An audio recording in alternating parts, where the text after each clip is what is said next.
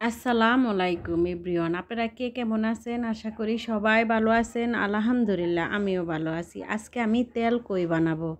আমি কই মাছটাকে ভালো করে ধুয়ে নিয়েছি। এখন আমি একটু লেবুর রস দিয়ে দিলাম, আমি স্বাদ মতো লবণ দিয়ে দিলাম, হলুদের গুঁড়া দিয়ে দিলাম, দিয়ে আমি মেখে নেব। এই যে লেবুর রস, লবণ, হলুদ দিয়ে মেখে এখন আমি ভেজে নেব। আমি এখানে তেল দিয়ে দিছি, ফ্রাই প্যানটা গরম হয়ে গেছে, তেলটা গরম হয়ে গেছে। এখন আমি একে একে কই মাছটা সাজিয়ে দেব।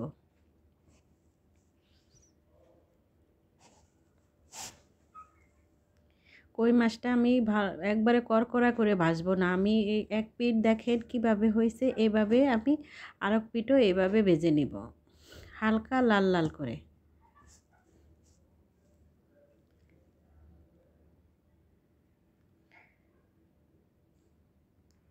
অনেকে আছে কই মাছে অনেক আষ্টে গন্ধ কয়, লেবুর রস দিলে কখনো মাছের আষ্টে গন্ধ কয় না। সব সময় মাছে লেবুর রস দেওয়ার চেষ্টা করবেন।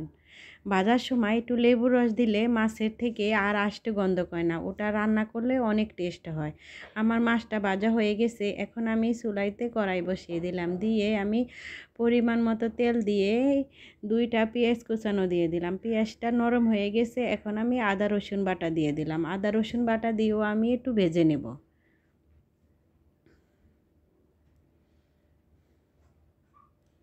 আমার আদা রসুন বাটা ভাজা হয়ে গেছে, এখন আমি একটু পানি দিয়ে দিব যাতে শুকনো মশলা দেওয়া যায়।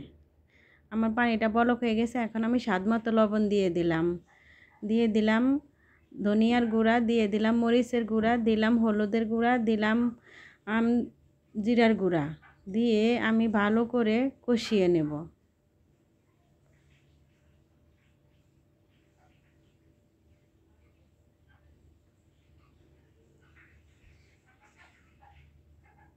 আমার কষানো হয়ে গেছে, এখন আমি দিয়ে দিলাম বাটা পেঁয়াজ।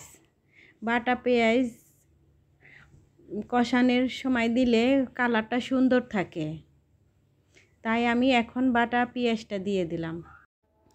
বাটা পেঁয়াজটা দিয়েও আমি ভালো করে ভেজে নেব। আমার ভাজা হয়ে গেছে, এখন আমি গরম পানি দিয়ে দেব। পরিমাণ মতো ঝোলের জন্য গরম পানি দিয়ে দিলাম।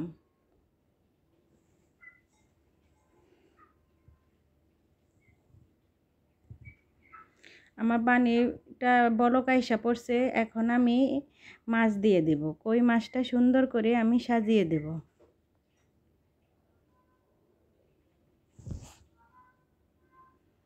এভাবে মাছ রান্না করলে যে কখনো খায় নাই সে এভাবে খাবে। সব সময় লেবু দিয়ে মাছ রান্না করার চেষ্টা করবেন। আমি 4টা কাঁচামরিচ দিয়ে দিলাম, দিয়ে আমি ডাইকে দিব।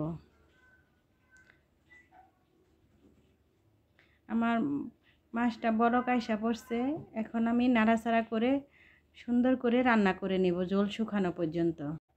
আমি আমার ছাদ বাগান থেকে বিলাতি ধনেপাতা নিয়ে আসলাম। এই বিলাতি ধনেপাতা আমি এই কই মাছের সাথে দেব। দেখেন আমার আমার কিন্তু কারেন্ট গেছে গা, তাই আমি আবার চুলায় নিয়ে আসলাম। কারেন্ট চলে গেছে, তাই কারেন্টের চুলায় নিয়ে আসলাম। আমি এখানে ভাজা জিরার গুঁড়া দেই নাই, এখন আমি দিয়ে দিলাম ধনেপাতা। এটা বিলাতি ধনেপাতা। আমার ভিডিওটা এখানে শেষ করলাম। আল্লাহ।